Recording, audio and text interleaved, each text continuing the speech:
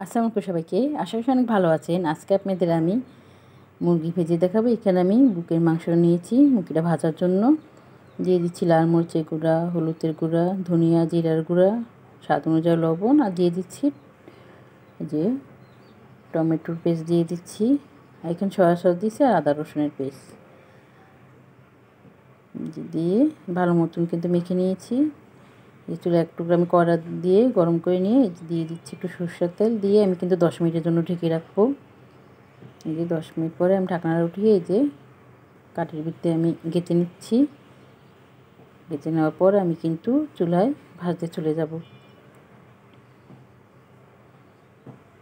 এই যে আমার কিন্তু সবগুনি কিন্তু গেঁথে নেওয়া হয়ে গেছে। এভাবে করে আমি সবগুনি কেটে নিয়েছি।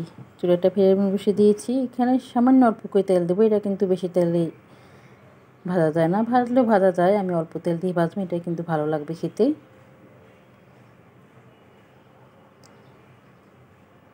এই যে এক পিঠ ভাজা হয়ে গেছে, এখন আমি উল্টিয়ে নিচ্ছি। এভাবে করে আমি উল্টে পাল্টে কিন্তু একবার আমি ভেজে নেব।